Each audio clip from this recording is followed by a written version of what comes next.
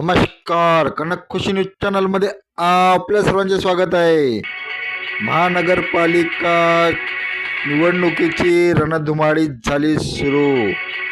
रिपाईने मागितल्या 10 जागा. बातमी बघत राहा शेवटीपर्यंत कनक खुशी न्यूज चॅनलवर डॉक्टर अतुल लामसंगेकडून. आपण जर कनक खुशी न्यूज चॅनलवर नवीन असाल तर चॅनलला सबस्क्राईब करायला विसरू नका.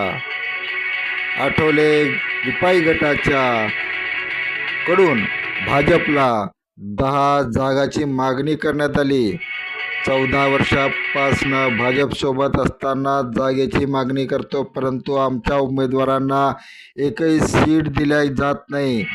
यावेळी मात्र रिपाई आठवले गटाने भाजपला आमच्या मागणीकडे जर दुर्लक्ष केलं तर नागपूर महानगरपालिकामध्ये आम्हाला उमेदवारी दिली नाही तर आम्ही भाजपच्या विरुद्ध अजित पवार गट किंवा शिंदे शिवसेना गटाकडून मिळून निवडणुका लढू.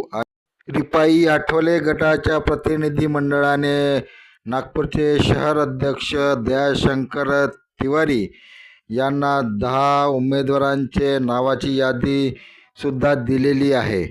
तर महाविकास आघाडीने एकत्र नागपूर महानगरपालिकाच्या निवडणुका लढवण्याचा निर्णय घेतलेला आहे.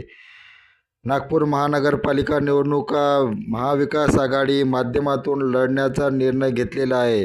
धर्मनिरपेक्ष मताचे विभाजन होऊ नये आणि भाजप विरुद्ध मताचे एकत्रीकरण व्हावे या उद्देशाने काँग्रेस, शिवसेना, उद्धव ठाकरे गट आणि राष्ट्रवादी काँग्रेस, शरद पवार गट एकत्र येऊन निवडणुका लढणार आहे.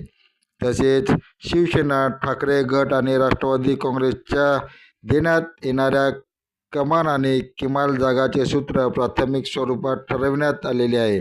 या बैठकीत नागपूर शहर काँग्रेस अध्यक्ष आमदार विकास ठाकरे, नागपूरचे प्रभारी निरीक्षक रणजित कांबळे यांच्यासह राज्य विधिमंडळातील काँग्रेस पक्षाचे नेते विजय वडेट्टीवार उपस्थित होते.